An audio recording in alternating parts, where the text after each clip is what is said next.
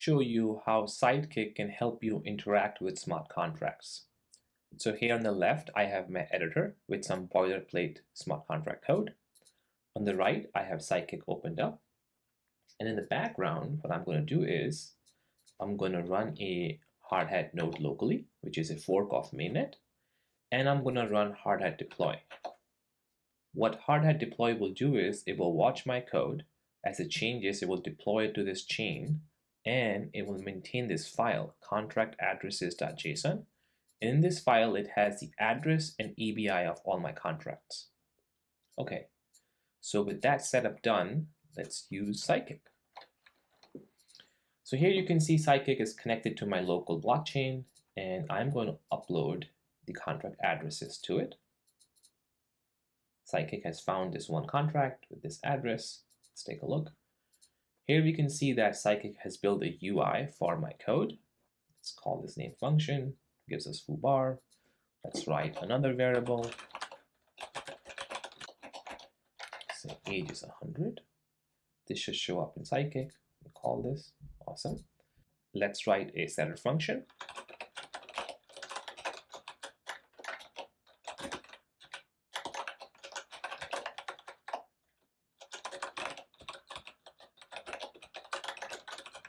Okay, so Sidekik has detected the function. It has detected that it takes an input of string. If we type something in here, the transaction works. There's some gas used, but obviously nothing changes here because we have no logic. Let's write the logic.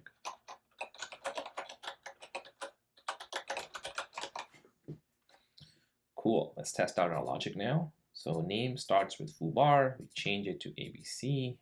Let's check it again, and it's updated. Awesome. So our getter setters are correct. Okay, that's some simple smart contract code, but in practicality, I found that every time I'm writing a smart contract, it is interacting with other smart contracts. So let's do that.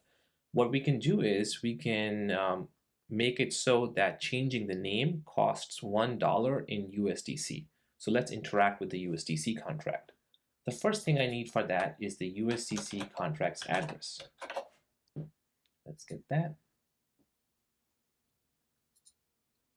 And to add that contract into Sidekik, all I have to do is enter the address. So enter this address. Since this contract is verified, I can have it fetch the ABI for me. And you can see this contract's here. Let's take a look at this USDC contract. We'll make this thing a little wider. It has a name, cool, some owner, FCB1. This is one lucky person. But the functions I care about is transfer. Does it have it? Awesome. And approve. Does it have that? Awesome. Okay, so with these two functions, I know how to interact with the USDC contract, and let's do that. Okay, I'm going to create my USDC contract here. And let's make this public so I can see it. Awesome. This should show up here. Shows up. Okay, now let's charge. So we want to charge from the person who's calling us, and the money should come to us. And let's charge them $1. Now let's see how many decimals does USDC have. Let's see. Decimals 6. Okay, so let's see. Let's add 6 decimals here. Awesome. That's our logic. Let's see if it works. So I'm going to go to my contract here, change the name. Ooh, and we get an error. So here we can see that Sidekik parsed the error payload and is telling us that the error is that we haven't approved this contract. Ah, that makes sense. So let's go back to the USDC contract. Let's go to the approve function. Here we can see that Sidekik is presenting us a dropdown with all addresses, recently used addresses. And we can find our contract address here so we don't copy paste and make a mistake. And let's approve this contract for, let's say, $100. Now I know that USDC has 6 decimals, but I'm not going to type those 6 decimals in. I'm going to let Sidekik do that for me so I don't make mistakes. Here we can see that Sidekik is putting in the 6 decimals. Let's approve this guy. Awesome. Let's go back to our contract and try changing the name. Okay, again, we have another error. and Sidekik has extracted the error from the payload, and it's telling us that we don't have enough USDC. That makes sense. I don't have USDC. So let's go get some USDC. I'm back here at USDC contract. I'm going to look at who has money. Let's take this guy, has 102 million. It's a lot. Let's take that address. So to impersonate an account, all I have to do in Sidekik is type that address in and impersonate. Awesome. Now I am this guy, 57FO. Okay, the first thing I want to do is just check its balance. Again, we have a drop down, we select the account, balance, that's a lot of USDC. Let's see in 6 decimals, let's make it a little bit wider. Okay, that is, yep, 102 million. Now I'm going to transfer some of this money out. There we go. Let's take, let's transfer to myself, and I'm going to take $5. Now I know it has 6 decimals, but I'll have Sidekik put that in for me. $5 is plenty. Okay, I don't think this person is going to miss that $5. Awesome. Now I'm going to become my own self, F39F, go back to the contract, set the name, and hey, this time it worked. Awesome. Let's see what the name value is. ABC. Great. Awesome. So here we can see that the name got changed and we got the value of ABC. All right. Now let's do something a little bit more complex. Let's say we want to keep an array of addresses. Let's call them players. And let's build a setter function for this.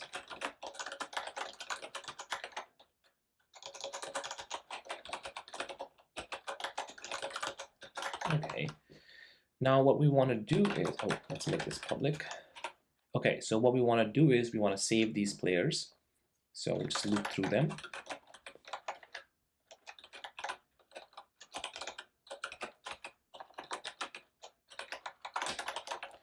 I'm going to say players, push, new players, hi, awesome. And let's also save the count of players.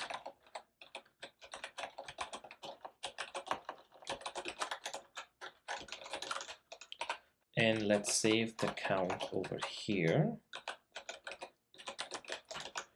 Awesome. So that's our logic. Let's test it out. So we have a count of players 0. Let's add 2 players. So here we can see that Sidekik has detected that this function's input is an array. So it's allowing us to build an array, and the input type is an address. So it's showing us this dropdown. So we don't make copy-paste mistakes with addresses. We're going to add these 2 addresses. You can see the transaction ran, some gas was used. Let's check the count. It is 2, very good. But 2 players are kind of lonely. So let's add another 3rd player here. Beautiful. Let's check the count. Oh, count is 1. That's a bug. The count should be 3. Let's take a look at what's in the contract. 0th index, there is a player. There's a player here. And there's a player here. Okay, so the data is there, but this count is messed up. Let's take a look at the code now. We can see that we are setting the count before adding. We should fix that. And the count should be of the total number of players. Okay, that should have fixed the problem. Let's check it out. Count of players is 0. Let's add 2 players.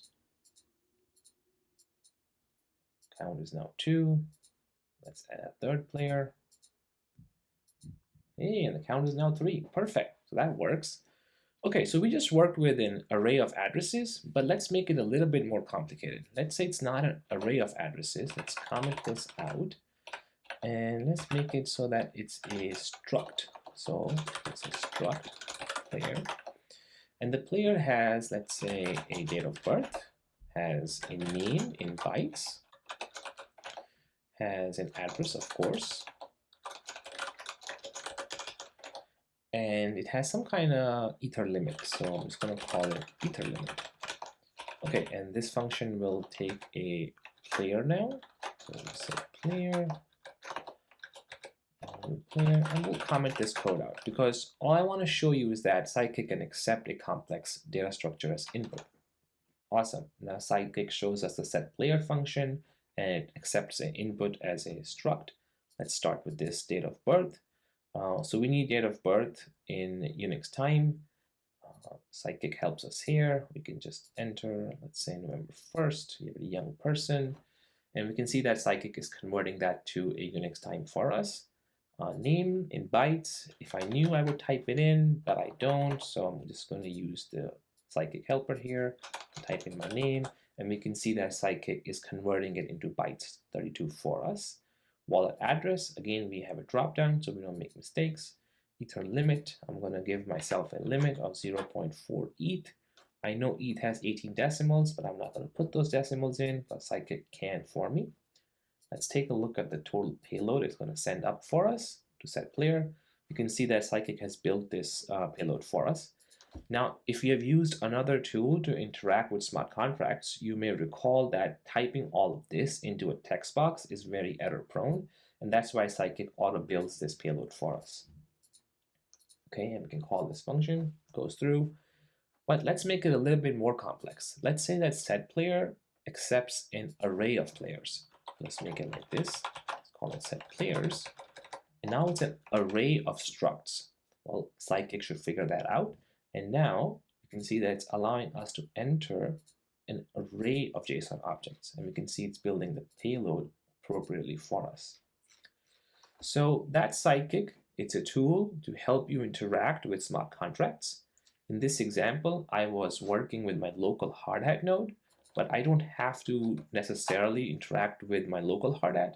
I could also connect to MetaMask, and then via MetaMask, I can connect to any chain I want. Let's say in this case, I'm connected to Ether mainnet, and now I can add any contract which is on mainnet here. Let's say I add the USDC contract again. And now I can interact with this contract on mainnet via MetaMask. This way, MetaMask is the gatekeeper of all my transactions. So if I say name, this is going through MetaMask. If I wanted to run a transaction, let's say we want to approve an address, so we'll go to approve this guy, value 1. And we can see that the transaction is going through MetaMask and it's asking us to approve it. So that's Sidekik, a tool to interact with smart contracts. Thank you.